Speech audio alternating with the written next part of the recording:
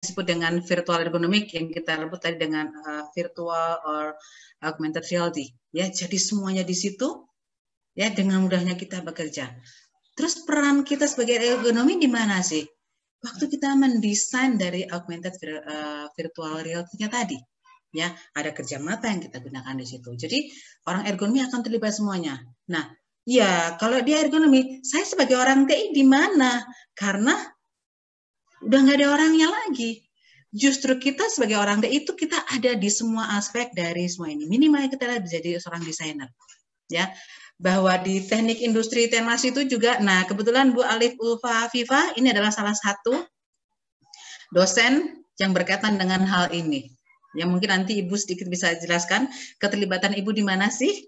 Ya, bukan Ibu. Keterlibatan kita sebagai orang TI secara umum, bukan ergonomi. Kalau di virtualnya seperti apa? Ya, jadi jangan khawatir, aduh industri sekarang 4.0, aku nggak pinter nih untuk ini sebagainya. Gimana udah nggak ada lagi orang di industri kok, kenapa aku harus masuk ke TI? Nah, nanti mungkin Bu Ulfa bisa cerita ya, karena saya bisa dari ergonominya, karena ergonomi itu bidang yang paling kecil, ya. Kadang-kadang, alah ergonomi itu apa? Nggak usah sekolah juga kita sudah tahu ergonomi. Iya, tapi sebenarnya kita masih bisa banyak punya kontribusi di industri. Saya akan berikan contoh lagi, tadi ini di manufaktur. Sekarang aku nggak mau di pabrik, Bu. Nggak mau pusing ngurusin pabrik kayak gitu. Saya pengen ada karena saya ada misalnya saya senang dengan di kantor dengan desain web dan sebagainya.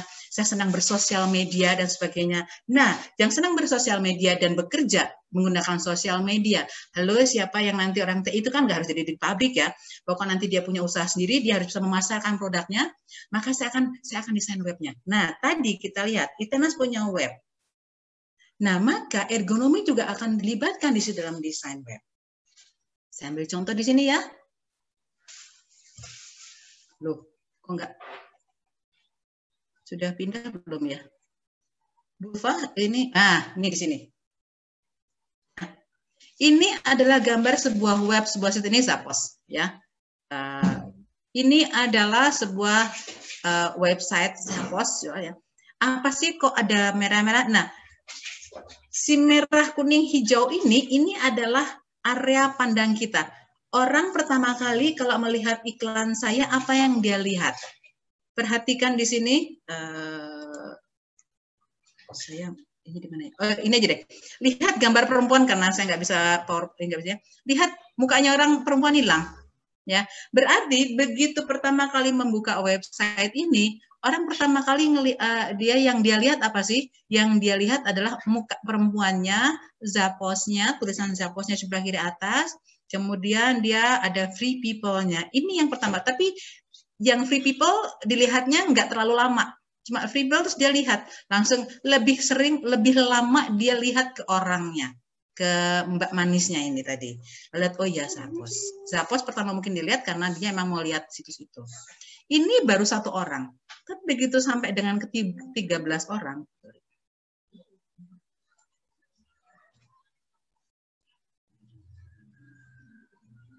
Begitu sudah 13 orang makin kelihatan. Berarti selama dari 13 orang itu, kalau dia lihat website saya, yang pertama dilihat adalah nama site saya dulu, Zappos yang dilihat dulu. Kemudian habis itu lebih banyak orang ngelihat ke ceweknya ini, ke Mbak Manisnya itu. Yang lain-lain, nah yang hijau-hijau kuning ini juga dilihat tapi tidak sesering yang wajah Mbaknya sama Zapposnya tadi. Jadi kalau kita mau klik lagi, sebetulnya itu yang paling sering dilihat. Sehingga waktu kita mendesain web adalah bagaimana supaya eye-catching apa yang mau Anda tawarkan. Nah, kalau seperti ini kan kesannya yang ditawarin si Mbaknya ya, karena orang lebih banyak lihatnya ke situ. Padahal sebenarnya kamu menawarkan apa? Menawarkan sepatunya. Ya, nama perusahaan dan nama sepatunya. Tapi ternyata Mbaknya lebih lihat ke Mbaknya. Enggak apa-apa sih. Mungkin itu yang membuat daya tarik kita bisa melihat itu. Nah, sehingga sebenarnya ini aslinya sih ada bisa dilihat juga pergerakannya. Orang tuh melihatnya kemana dulu, kemana, dan sebagainya, apa yang sering dilihat. Nah, sehingga inilah kenapa kita perlu melihat seperti ini. Nah, ini contohnya. Ini pergerakan mata kita kalau mau melihat, kalau kita lihat sebuah site, dari site-nya yang ini. Kemana dulu, itu pergerakannya bisa kita lihat. Sehingga kalau kita sudah tahu apa sih behavior orang kalau mau ini, kita bisa mendesain site kita. Jadi bagaimana caranya? Ya, dengan tata letak, dengan gambar dan sebagainya. Ini juga aspek ekonomi. Nah, alat yang kita gunakan menggunakan eye tracking, ya, eye tracking yang bisa melihat. Jadi taruh di sini kayak kacamata, nanti dia bisa membaca mata kita, ya. Ada yang menggunakan kacamata, ada yang tidak, ya. Nanti ada kamera depan kita, nanti dia akan membaca mata kita ngeliatnya kemana aja, ya. Nah, Bu Ulfa bisa tolong tunjukkan slide yang berikutnya, contoh dari pemanfaatan ergonomi untuk mendesain website dengan menggunakan eye tracking.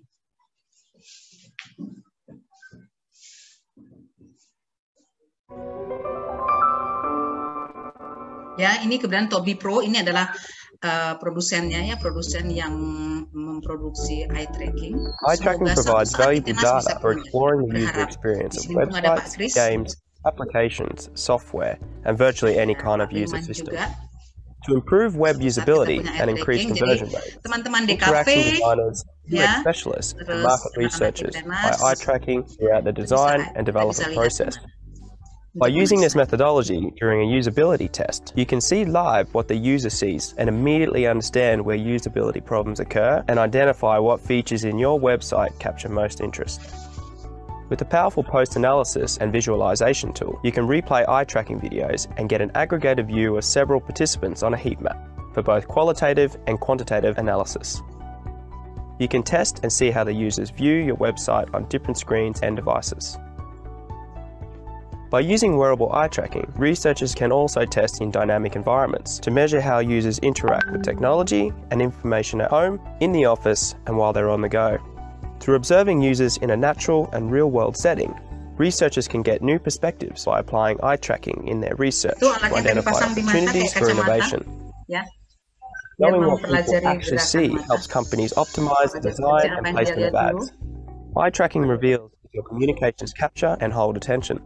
You can also see how the users interact in multiple screen environments and measure how they shift their attention between different marketing messages and content.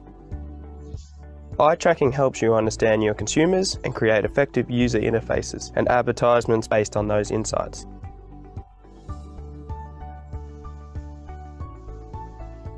Oke, sudah berubah.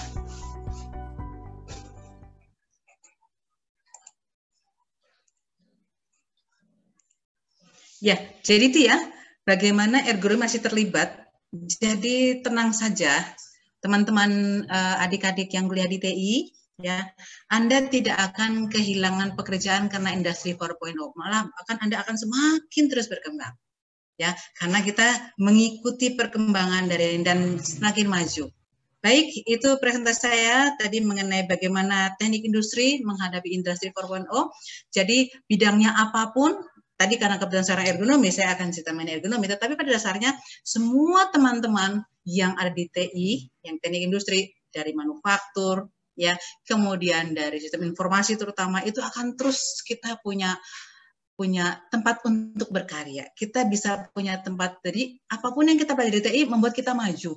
Bahkan teman-teman TI kan banyak juga rasanya yang menjadi pengusaha, menjadi, tadi kalau nggak salah mungkin tayangan di film ada siapa, Gerald, ya, yang menjadi pengusaha di untuk sayuran segar. Keranjang segar, ya, seperti itu. Itu dia lebih banyak IT, ya, dia nggak punya toko, nggak punya apa, tapi dia bisa menjadi supplier sayuran untuk rumah tangga. Nah, itu kan kemampuan TI-nya ada, IT-nya ada. Walaupun dia kemarin kalau nggak salah kayaknya juga ergonomi, tapi perancangan produk, tapi ya itulah. Ya, semua ilmu di TI bisa dipakai dimanapun kamu berada. Ya, nggak usah kerja di pabrik, kerja sendiri juga bisa. Nggak perlu kerja di kantor, kerja di pabrik, semua ergonomi akan ada. Seperti itu. Ilmu TI semua akan dipakai menjadi bekal kamu untuk menjadi seseorang. Ya, baik itu menjadi kalau bisa jangan jadi karyawan, jadi apapun, kamu basic TI semua dipakai. Ya, seperti itu.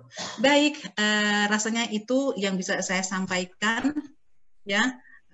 Semoga bisa bermanfaat buat Bapak Ibu dan adik-adik sekalian semuanya. Jadi bahwa TI itu bidangnya sangat luas.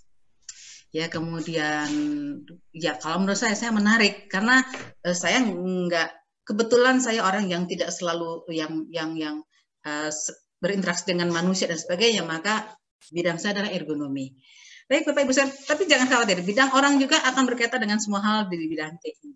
Ya, bahkan contohnya seperti ini. Kalau misalnya kemarin teman-teman kalau nggak salah ada yang membuat alat bantu untuk deteksi kesehatan. Nah, itu juga ergonomi. Misalnya alat ukur untuk kesehatannya orang tua itu semuanya berkaitan dengan ini. Jadi ergonomi berkaitan dengan orang-orang teman-teman di elektro. Untuk apa? Kita sebut dengan namanya biomedical. Ya, jadi kita merancang alat-alat kesehatan, ya, berkaitan dengan ergonomi juga. Baik, Bu Ulfa, saya kembalikan ruang ini pada Ibu Ulfa. Terima kasih. Ya, terima kasih Bu Cecil atas share.